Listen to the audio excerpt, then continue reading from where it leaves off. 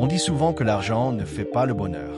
Mais croyez-moi, il peut très bien cacher le malheur et parfois, il cache aussi l'amour. Je m'appelle Adrien Morel. Je suis né dans un monde doré où le silence des pleurs était couvert par le bruit des billets. Dès mon premier cri, j'étais déjà entouré de luxe. Un berceau en bois précieux, une nurse anglaise qui m'appelait My Little Prince et des jouets venus de tous les continents. Tout semblait m'être destiné, sauf la liberté et la sincérité. Les gens m'enviaient. Les femmes me souriaient, surtout celles qui savaient combien valait ma montre. Mais derrière ces sourires, il n'y avait rien. Juste du vernis. J'étais entouré, admiré, mais terriblement seul. Chaque matin, je me réveillais dans une chambre si grande qu'on pouvait y perdre un rêve. Et chaque soir, je me couchais en me demandant « Pourquoi ai-je tout et pourtant rien ?» J'avais les poches pleines, mais le cœur vide. J'étais ce genre d'homme qui achetait des fleurs sans jamais avoir personne à qui les offrir. Jusqu'à ce matin-là. Un matin banal, sans éclat, sans drame. Je me suis levé, j'ai regardé ma piscine miroitante et j'ai compris que j'étais en train de me noyer dans mon propre confort. Alors j'ai pris une décision que même mes domestiques ont trouvée absurde. Vivre comme si je n'avais rien. Je me suis installé dans un quartier où personne ne savait prononcer mon nom de famille. Une petite pièce sombre, un matelas mince, une ampoule qui clignotait comme pour tester ma patience.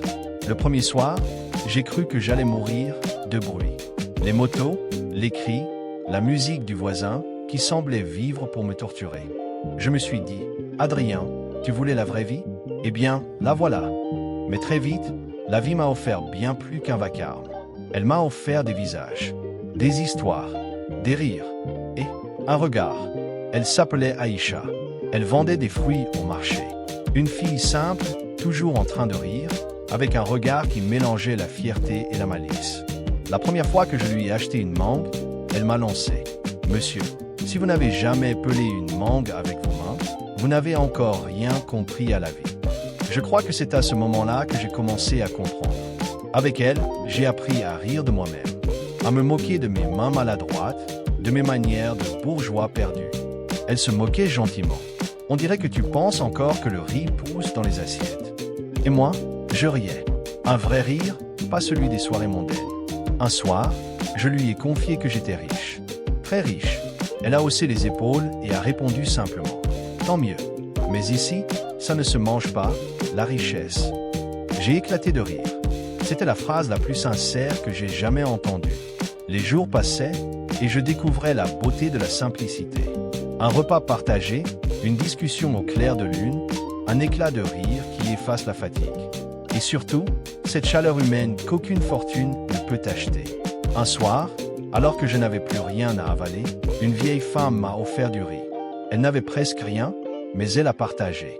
Et un vieux m'a dit, avant de s'endormir sur sa natte, « Ici, on ne dort pas seul.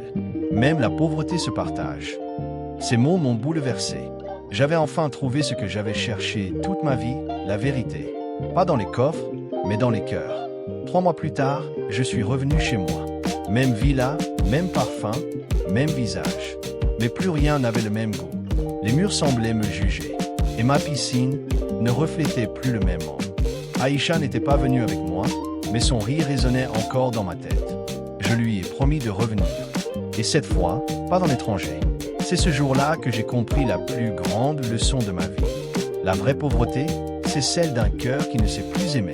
Aujourd'hui, j'ai gardé mes entreprises, mais j'ai changé leur âme. J'ai ouvert des écoles, construit des puits, aidé des familles. Et parfois, entre 2 réunions, je mange une mangue en riant seul en pensant à Aïcha et à sa phrase. La richesse, ça ne se mange pas. Alors oui, je suis riche. Mais d'un genre de richesse que même les billets ne peuvent acheter. Parce qu'au fond, on peut naître riche et mourir pauvre. Ou naître pauvre et mourir immensément riche. Si le cœur, lui, a appris